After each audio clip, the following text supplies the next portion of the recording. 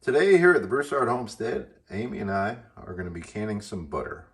Now it's recommended that we use unsalted butter, but salted butter is what we have, and we've done it before and it's been successful.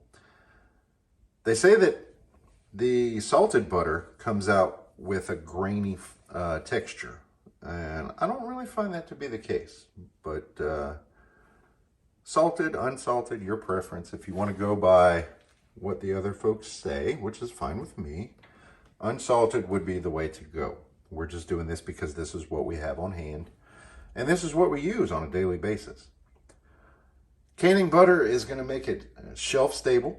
It'll be good for the pantry. You don't have to refrigerate it, and it'll last for up to 3 years on your pantry shelves. We started by washing the jars, and now we have them in the oven, preheating to 220 degrees. We put the jars in there while the oven is cold, so that you're not adding cold jars to a hot oven. So we're gonna leave them at 220 degrees for at least 20 minutes. We also have our lids warming in a toaster oven right now, just so they stay tacky, and you want them wax part up so they don't stick to your pan. And that's on the lowest setting. Right. Which I think this one is 175. Yeah. Items needed are gonna be a pot to melt your butter in, a spoon to stir, a ladle to obviously ladle the butter into the jars, and a canning funnel. I use the stainless steel anytime there's something hot, just so that we don't melt the funnel. We're using Members Mark butter today. It comes from Sam's. It is real butter. We don't want to use oleo or margarine. None of that stuff that's not real butter. We're going to unwrap all of the butter and put it into the pan on very low heat. This is less of a cooking process than it is a melting. I mean, think of candle making. I would say it's more akin to candle making than it is to cooking. Certainly don't want to overheat the butter. You're not cooking the butter. You don't want to burn the butter. All we're doing is basically reshaping the butter.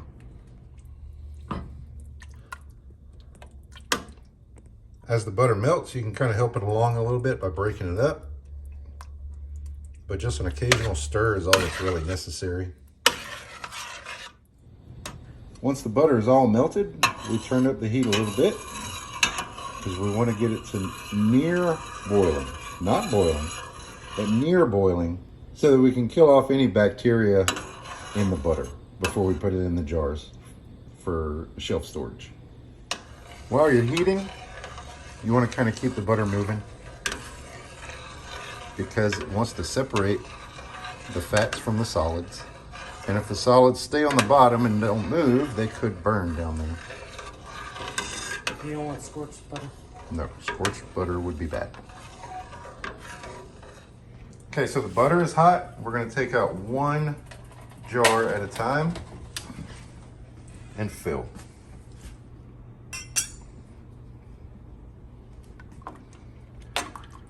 I'm going to stir so that you get an equal portions of the oils and the solids in each jar.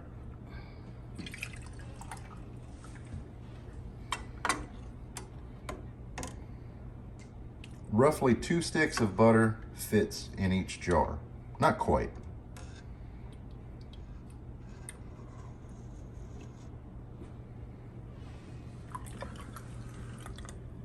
You want to fill it right up to that bottom, what do you call that? Ring? Line? Huh? Line? Yeah, the bottom line of the jar, the top of the jar, so that you leave some headspace. Take a Clean paper towel. clean paper towel with a little vinegar on it to wipe your rim really good. wiping the rim of the jar. Make sure it's real clean. And we take the lid from the other hot oven. Place it on the jar. The ring does not need to be heated. And it goes right on there, hand tight. And then that gets set aside for now. We're gonna finish filling up the other ones. Shake it a little bit to make sure it's mixed. We're gonna finish filling up the other ones and we'll be right back. You see how the butter the solids and the fats separate. When you shake it, give it a gentle shake. It puts them back together for a little while. So about every 5 to 10 minutes for an hour, you want to come by and shake those Gently. gently. You don't want to shake them and make them foam up. You're just kind of gently stirring it in the jar. And use pot holders. Yeah, because they get hot. There's no further canning involved here. This is just, it's basically a hot pack. And then as it cools, it sucks that lid down and makes a good seal. We are not doctors or professionals or anything like that. We're not experts. This is just how we do it. So do this at your own risk. After an hour of shaking them every 5 to 10 minutes, we're going to put them in the refrigerator for about 30 minutes. But we're going to continue shaking them every 5 to 10 minutes like this while they're in the fridge. Then you can remove them from the fridge and they should be completely solid by then. And then they're ready to be put on the shelf.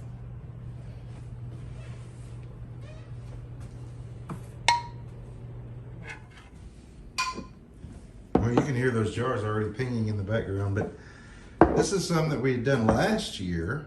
And you can see this one is from the pantry. You can see the button is still down. And it's just as good as the day we put it in there.